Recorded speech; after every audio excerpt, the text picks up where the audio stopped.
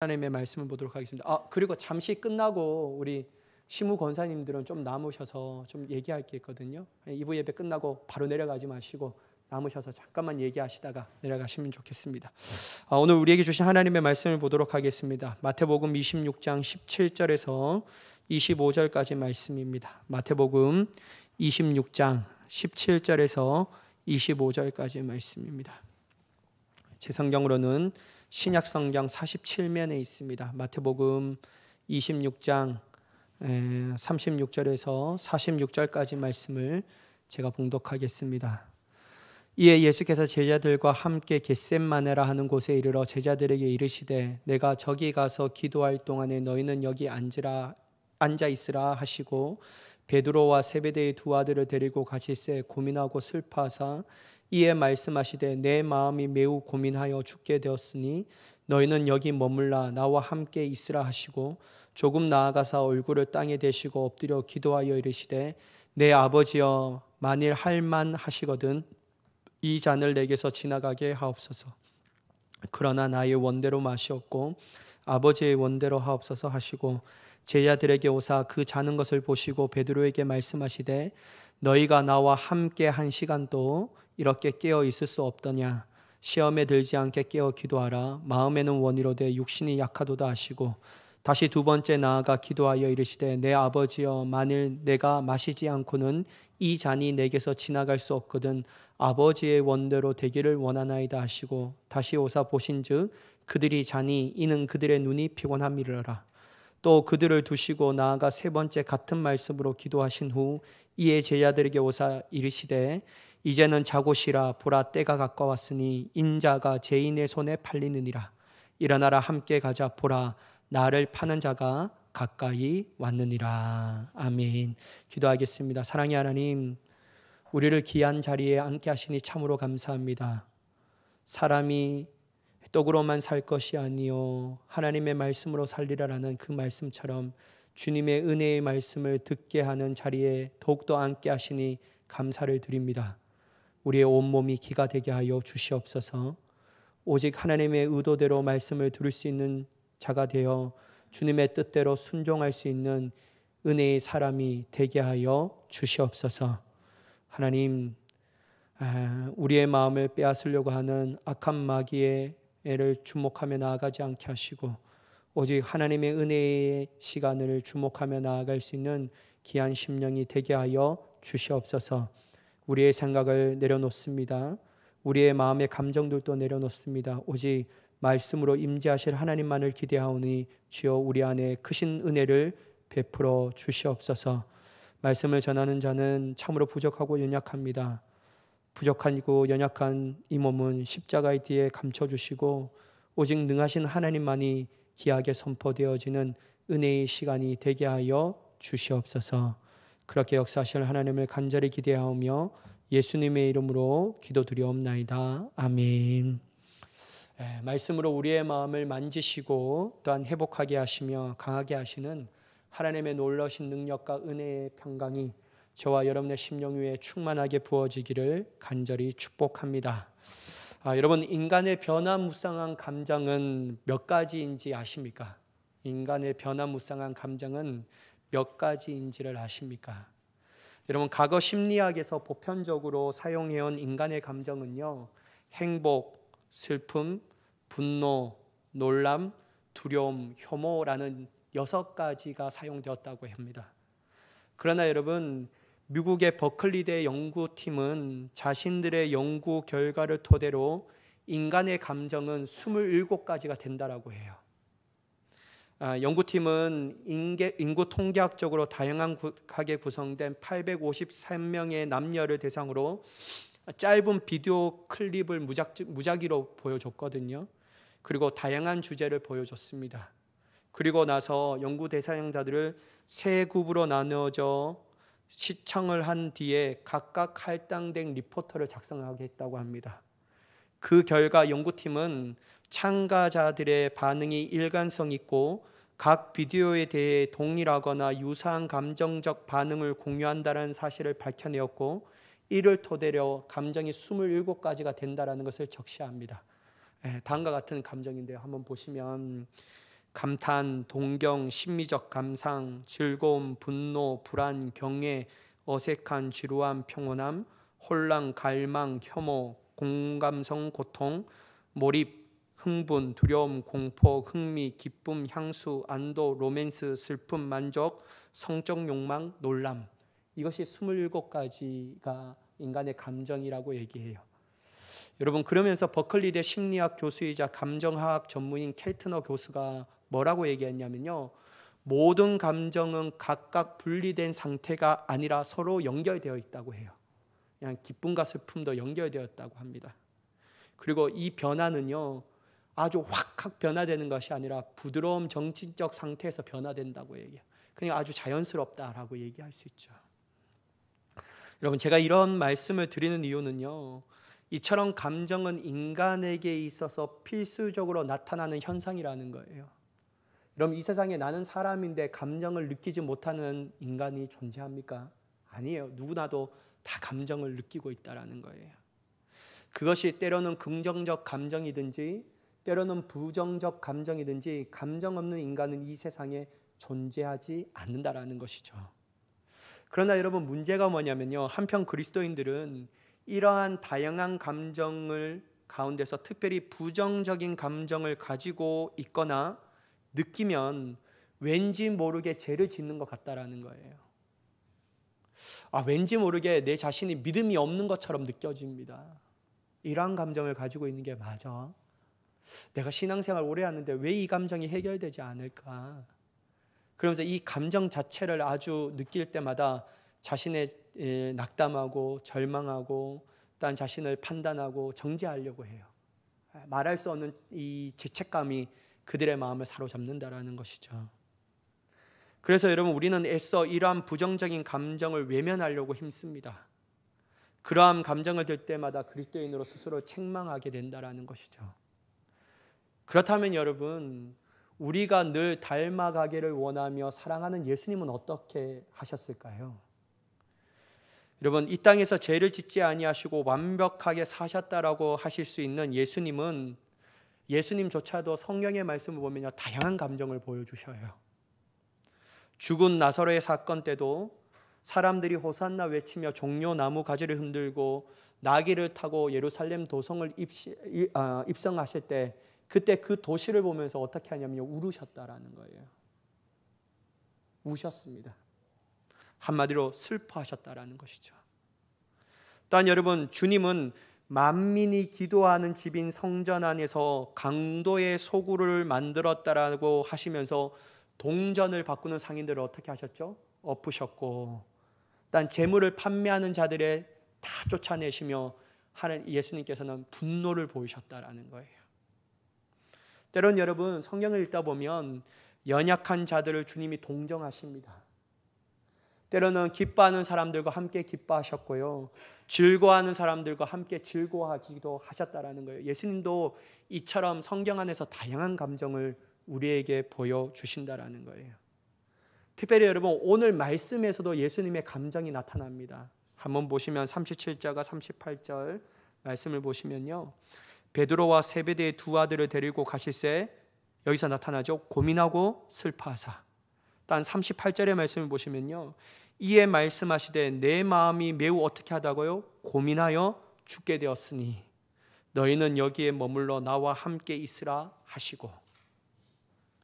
여러분, 오늘 성경을 보면요, 예수님도 고민하셨고 슬퍼하셨고, 특별히 어느 정도까지 나아가냐면요, 세 명의 제자들에게 내 마음이 매우 고민하여 죽게 되었으니 라고 말할 정도로 예수님의 감정을 스스럼 없이 드러내셨습니다.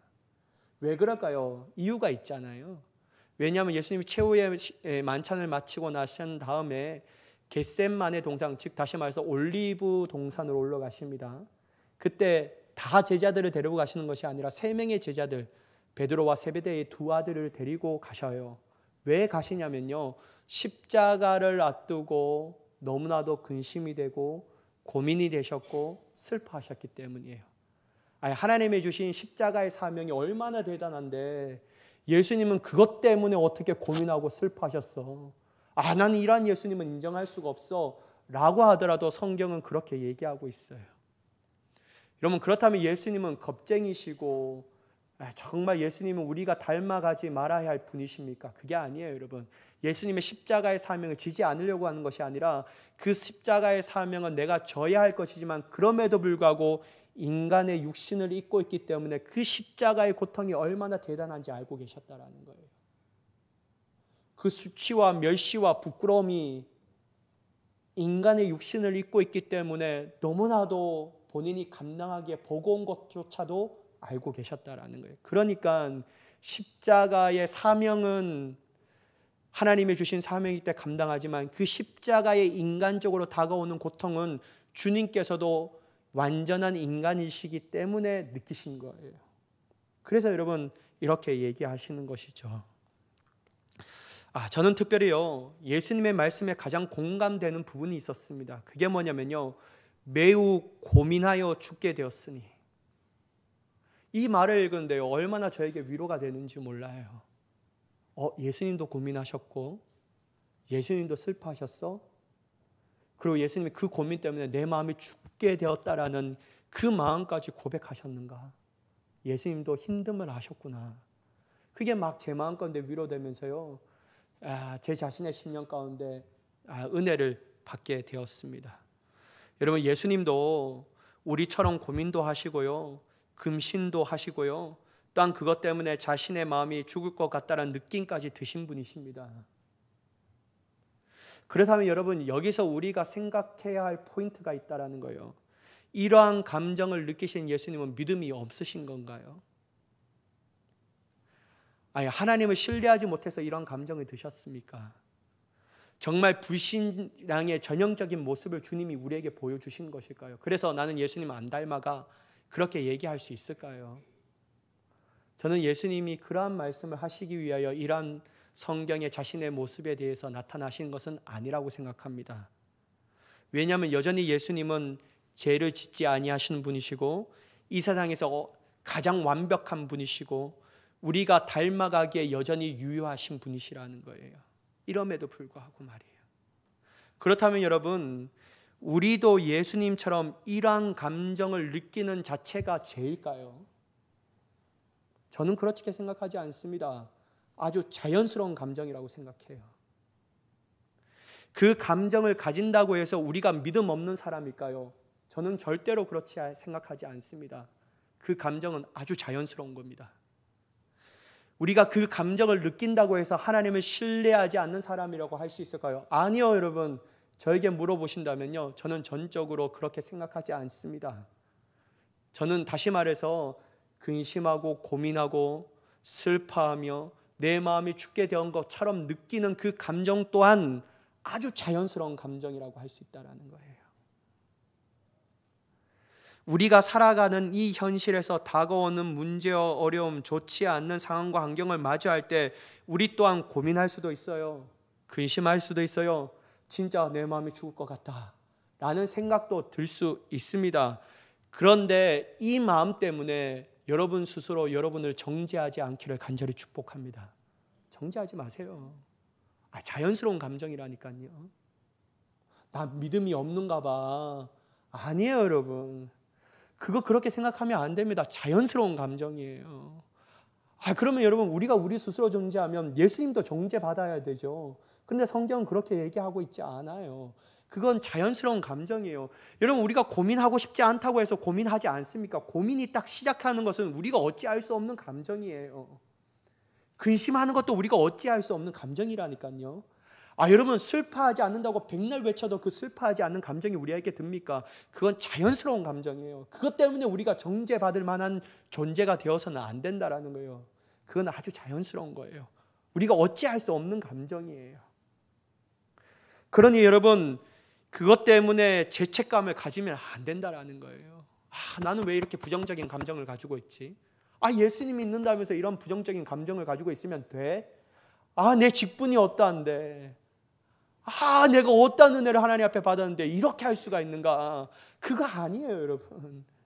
그 자연스러운 감정이에요. 그리고 여러분, 나는 믿음이 없고 하나님을 신뢰하지 않는가라고 결론 내리면 안 되고요. 또한 우리 주변에 믿는 사람 중에 이러한 감정으로 힘들어하는 사람을 향하여 아이고 예수 믿어도 당신한테는 뭐가 유익이냐고 이렇게 얘기해서도 안 돼요. 그 사람도 자연스러운 감정이에요.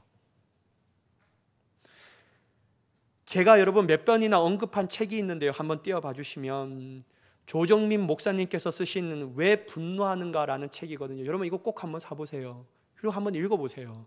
정말 좋은 책이거든요. 저는 이 책을 읽기 전에요, 정말 신실하고 진실한 그리스도인이라면 절대로 마음의 분노를 느껴서는 안 된다고 생각했습니다. 분노? 그게 어떻게 가득 찬 거야? 내가 예수님을 사랑하고 하나님의 사랑이 내 마음가득 충만한데 어떻게 분노할 수 있어?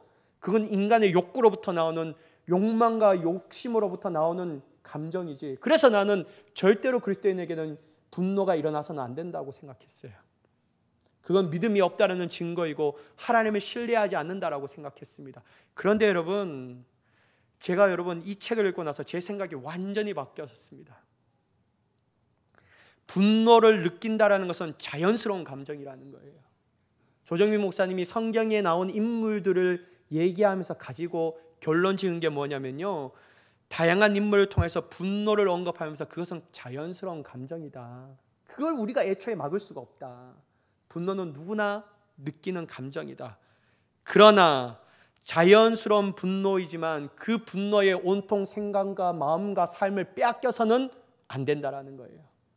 자연스러운 것이지만 그것에 내 생각을 빼앗기고 내 마음을 빼앗기고 내 삶을 빼앗긴다면 결국 이어진 것은 가인과 같이 살인의 죄까지 나아간다라는 거예요.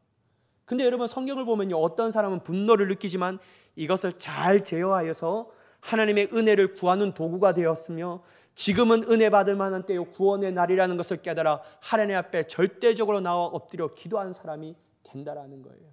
그러니까 여러분 분노조차도 자연스러운 겁니다. 그러나 빼앗기면 안 된다라는 거예요.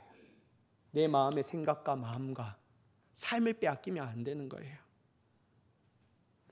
그러니 여러분, 우리 안에 염려, 걱정, 근심, 고민, 그리고 슬픔, 이 모든 것을 자연스러운 감정이며 그것을 애써 외면하시려고 노력하지 마세요. 느낄 때 내가 찾아왔구나, 내가 고민되고 슬퍼하고 정말 내 마음이 죽게 된 것처럼 내 마음이 너무 어렵구나. 여러분 이거 애써 외면하지 마셔야 합니다. 이러한 감정 때문에 여러분 더욱더 힘들어하지 마세요. 그러나 여러분 중요한 것이 있는데요, 그러한 감정이 우리의 생각과 마음과 삶을 지배하지 못하도록은 해야 돼요. 느끼는 것은 할 수 있어요. 단시간에 우리는 그 감정을 느껴야 합니다. 하지만 그 감정이 계속해서 우리의 마음에 남아서 우리의 생각과 감정과 삶을 지배하지 못하도록은 힘써 싸워야 한다는 거예요. 이건 분명한 사실이라는 거예요. 여러분 만약 우리가 그러한 감정에 계속 내버려 두어서 계속 그 감정 가운데 사로잡힌다면요, 우리는 결국 어떻게 되면 영적 무기력함을 느껴야 되어버리는 거예요. 나태해져 버립니다. 그리고 어디까지 나아가면 하나님에 대한 신앙이 흔들려져 버리는 거예요. 하나님은 나를 버리셨는가 봐. 내가 이렇게 슬퍼하는 것이 왜 이렇게 하셨지? 여러분 이것은 우리의 책임입니다. 하나님은요, 우리가 이러한 감정을 느낄 때 하나님의 주신 사인이 뭐냐면요, 너는 기도의 자리로 나아가라. 하나님의 은혜의 자리로 나아가라는 하나님의 주신 은혜의 통로라는 거예요.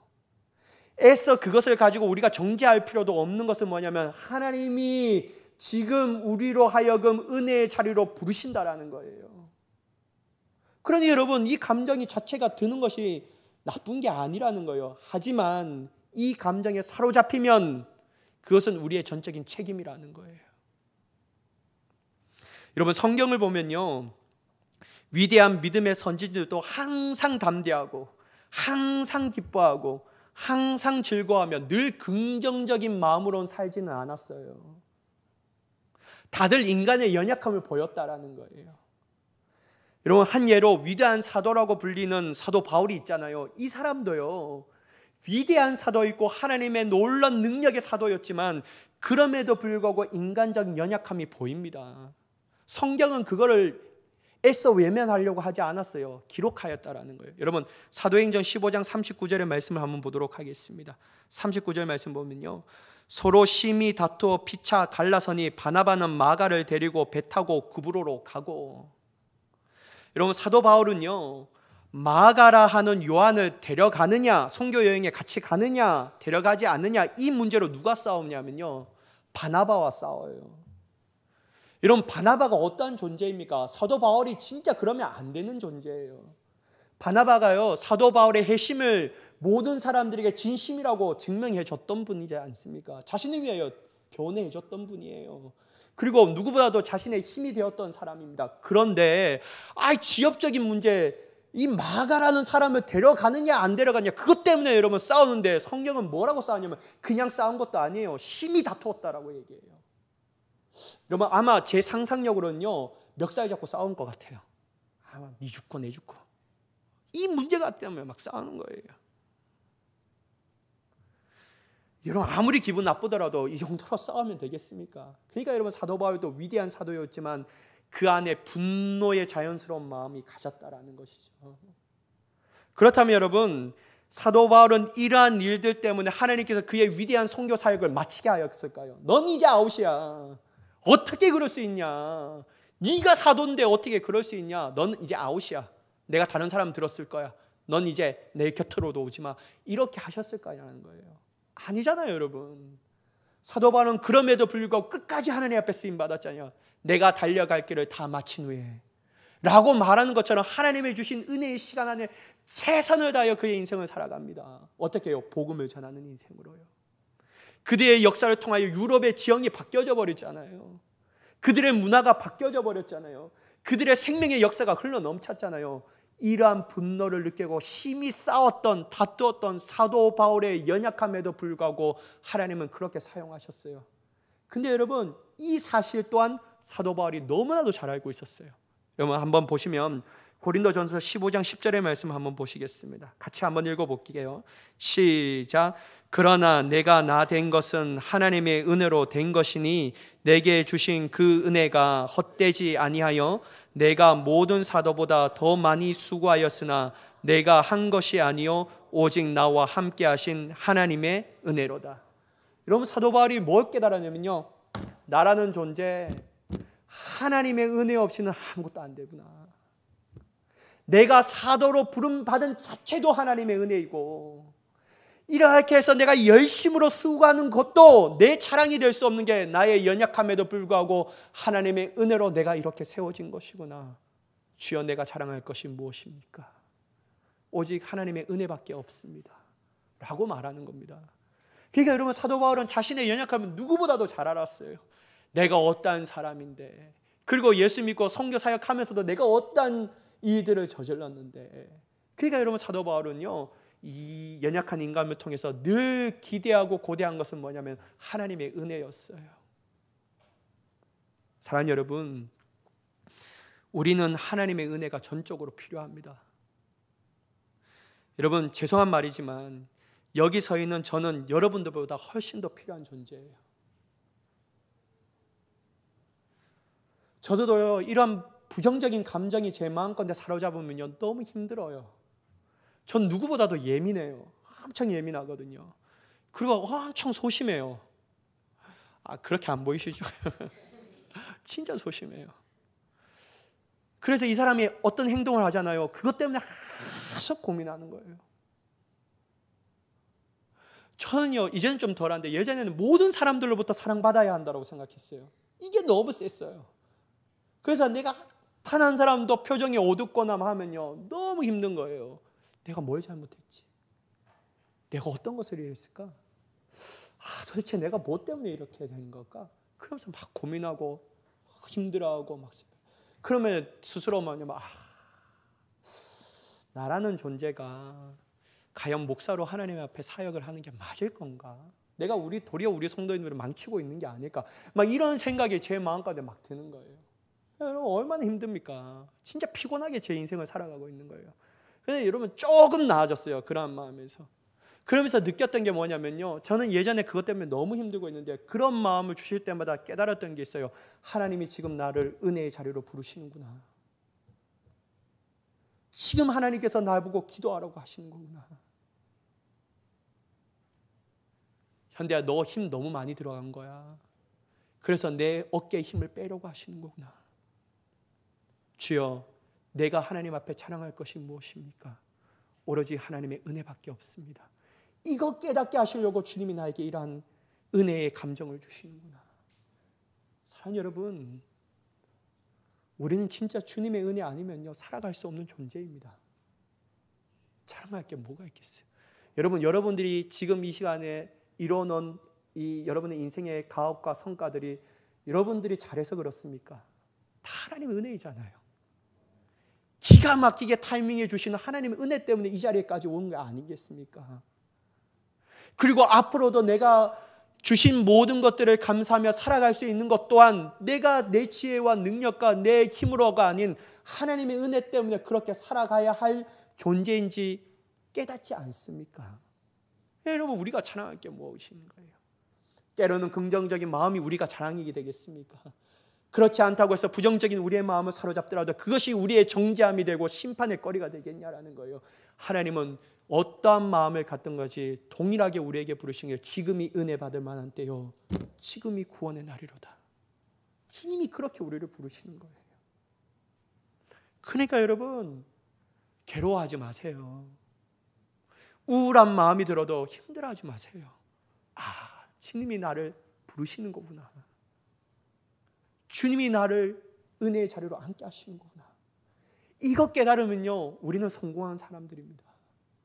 이것 깨달으시면 하나님의 뜻을 아는 자라들이냐는 거예요. 사랑하는 여러분, 저는 여러분들이 누구보다도 인생을 기쁘게 사시기를 간절히 축복합니다. 여러분, 저는 진짜예요. 저보다 여러분들이 훨씬 더 기쁜 게 좋아요.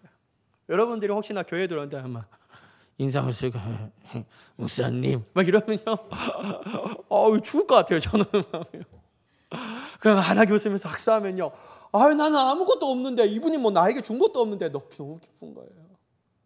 여러분, 인생 기쁘게 사셔야 합니다. 뭘 그렇게 힘들어 하십니까? 하나님께 나에게 힘들어한 마음을 주시면 은혜의 자리로 나오면 기쁜 거예요. 그래서 여러분, 저는 여러분들이 다 행복했으면 좋겠어요. 이 세상 어떤 사람보다 즐겁게 사셨으면 좋겠어요. 누구보다도 하나님이 주신 그 기쁨을 누리며 나아가는 복된 인생이 되기를 예수님의 이름으로 간절히 축복합니다. 그렇다면 여러분, 이러한 부정적인 감정이 우리의 생각과 마음을 주장하지 못하게 하기 위해서는 어떻게 해야 할까요? 자연스러운 감정인데 내버려 두면 안 되고, 그렇다면 이 감정을 어떻게 제어해야 하는 건가? 여러분, 그 정답은 오늘 주님께서 우리에게 보여주신 모습에 있습니다. 여러분, 예수님께서는요 자신의 이러한 고민되고 슬퍼하며 근심되어 마치 죽게 될 것 같은 마음을 가지고 가만히 계신 분이 아니에요. 신세 한탄하면서 가만히 계신 분이 아니에요. 그리고 여러분, 제자들에게만 그 얘기하시고 인간적인 사람들만 자신의 마음을, 감정을 고백하며 나아가신 분이 아니에요. 그리고 그 감정이 자연스러운 것이니 또한 아무렇게 반응하시지 않는 분이 아니셨습니다.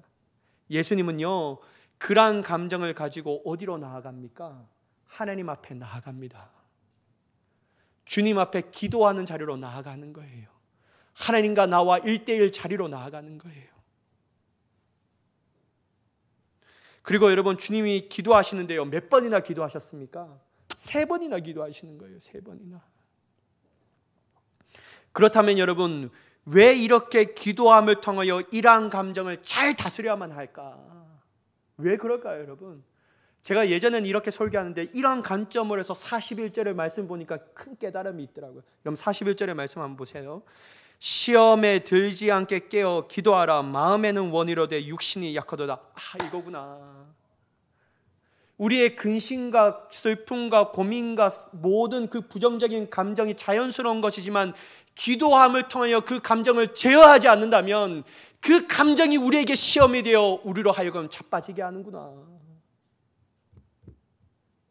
마귀가 틈타는 틈이 되는구나. 유혹의 거리로 다가오는 거구나. 그래서 시험에 들지 않게 깨어 기도해야 되는 거구나. 하나님, 이러한 감정을 떠나가게 하시고 주님의 은혜로 나를 부어 주시옵소서. 이거구나. 사랑하는 여러분, 제가 앞서 드리는 감정들은 자연스러운 것이에요. 하지만 그러한 감정에 사로잡혀서 계속해서 우리의 마음 가운데 내버려두고 방치한다면요, 사단은요 그 부정적인 감정을 그냥 가만히 내버려 두는 게 아니에요. 집요하게 파고듭니다. 우울한 감정을 더욱더 파고들어요. 슬퍼하는 감정을 우리에게 더욱더 파고듭니다. 고민하고 걱정되고 염려하는 마음을 더욱더 크게 만들어버려요. 그래서요, 사단이 우리로 하여금 하나님의 은혜로부터 떠나가게 만들어버리는 거예요. 예수님도 이러한 사실을 아셨기 때문에 시험에 들지 않도록 깨어 있으라 라고 말씀하시는 거예요. 사랑하는 여러분, 우리의 이러한 감정들이 자연스러운 거지만 그것을 내버려 마귀가 유혹을 하는데 도구로 사용받지 않기를 간절히 축복합니다. 우리는 늘 깨어있어 이러한 감정들을 하나님의 은혜의 도구로 사용하여 오직 하나님의 뜻에 순종하는 데까지 나아갈 수 있는 믿음의 자녀가 되기를 예수님의 이름으로 간절히 축복합니다. 주님은 그러한 인생을 우리가 사시기를 원하는 거예요. 결국 여러분, 우리는 예수님의 마지막 기도의 내용을 보면 이러한 사실을 분명하게 알 수 있어요. 여러분 42절의 말씀을 보시면, 다시 두 번째 나아가 기도하여 이르시되 내 아버지여, 만일 내가 마시지 않고는 이 잔이 내게서 지나갈 수 없거든 아버지의 원대로 되기를 원하나이다. 여러분, 예수님께서는 결국 그러한 자연스러운 감정들이었지만 그 감정에 사로잡혀 하나님의 뜻이 아닌 자신의 뜻대로 행하지 않았습니다. 그는 기도함을 통하여 그러한 감정들을 제어하며 오로지 하나님 아버지의 뜻을 이루기를 결단하며 담대함으로 순종하기를 원하였다라는 거예요. 변화된 거예요. 아주 그 감정들을 제어해버린 거예요. 그리고 여러분, 그런 모든 일들을 담대하게 받아들입니다. 전에 있었던 그러한 감정들은 사라지고 오직 하나님에 대한 담대함과 오직 하나님에 대한 순종만이 그 안에 남게 되었다라는 것이죠. 여러분, 한번 46절을 한번 보세요.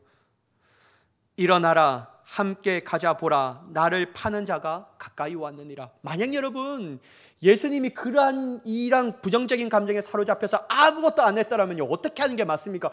야, 나를 파는 자가 날 가까이 왔는데 우리 도망가야 돼, 빨리 숨자, 나는 이거 못 견뎌, 안 돼 하면서 하나님의 사명을 버리면서 도망갔을 거예요. 그런데 여러분, 부정적인 감정을 가지고 은혜의 기회로 삼고 주님 앞에 엎드려 기도하고 하니까 담대함과 순종함이 나니까요, 나를 파는 자가 가까이 왔다는 사실로 인하여 두려워하는 것이 아니라 도리어 그 제자들과 함께 나아가자라고 얘기해요. 더 이상 무서운 감정이 그의 마음 가운데 틈타지 않는 것이죠. 사랑하는 여러분, 그러므로 우리는 기도해야 합니다. 여러분, 우린 통뼈 아니에요. 기도하지 않으면 안 됩니다. 기도하지 않는데 어떻게 살아가십니까, 여러분? 정말 대단하신 것 같아요. 기도하지 않고 그리스도인으로 살아간다는 자체가 진짜 대단하신 것 같아요. 늘 우리는 이 부정적인 마음에 사로잡혀서 넘어지기 쉬운 존재인데 어떻게 여러분 기도하지 않고 그 감정을 물리칠 수가 있는 거예요? 여러분, 기도해야 합니다. 기도할 때 그러한 감정들이 우리 안에서 은혜의 도구가 되며 우리 안에 하나님의 뜻에 대한 담대함과 순종함으로 남게 되어 하나님의 사명을 이룰 수 있는 믿음의 자녀가 되는 줄 믿습니다. 기도해야 돼요. 여러분, 그 감정이 우리의 영혼 가운데 유혹과 시험의 틈이 되지 못하도록, 죄를 짓지 않도록 기도함을 통하여 하나님의 온전하신 사명을 이루어갈 수 있는 저와 여러분이 되기를 간절히 축복합니다. 여러분, 그런데요, 안타까운 사실이 있어요. 기도 한 번만 하면 됩니까? 안 돼요. 예수님 몇 번 기도하셨다고요? 3번. 여러분, 우리가 예수님도 아니고 3번만 기도하면 되겠습니까? 어떻게 기도해야 될까요? 끝까지. 주님이 내 마음 가운데 이루실 때까지. 그거밖에 없어요, 답이요. 횟수가 정해진 게 아니에요. 주님이 우리 안에서 위대한 역사를 이루실 때까지. 그 부정적인 감정이 한 번 해서 사라지지 않고 제어가 되지 않더라도 그래도 포기하지 않고 기도의 자리로 나와서 다시 한번 주님 앞에 기도하고, 또 안 되면 또 다시 나와서 기도하고, 또 안 되면 또 다시 나와서 기도하고, 또 안 되면 계속해서 나와서 기도할 때 하나님의 내 안에 이루시는 하나님의 위대한 역사를 경험하게 되는 줄 믿습니다. 사랑하는 여러분, 이러한 귀한 은혜가 저와 여러분의 삶 가운데 넘쳐나시기를 예수님의 이름으로 간절히 축원합니다. 기도하겠습니다. 사랑의 하나님, 우리가 어찌할 수 없는 우리의 감정들, 그것 때문에 우리 스스로 정죄하고 심판하는 자가 되지 않게 하여 주시옵소서. 이러한 자연 부정적인 감정들이지만 또한 그것을 우리 마음가운데 방치하며 내버려 두는 자도 되지 않게 하여 주시옵소서. 그러한 감정을 느낄 때마다 지금이 은혜 받을 만한 때요, 바로 지금이 하나님의 구원의 날이라는 것을 깨달아 예수님처럼 기도의 자리로 나올 수 있는 자가 되게 하여 주시옵소서. 기도함을 통하여 그러한 모든 것들이 사라지며 유혹의 시험거리가 되지 않게 하시며 오직 담대함과 순종함을 남아 예수님처럼 하나님께서 맡겨주신 사명을 담대하게 이룰 수 있는 믿음의 자녀가 되게 하여 주시옵소서. 그렇게 역사하실 하나님을 간절히 기대하오며 예수님의 이름으로 기도드리옵나이다. 아멘.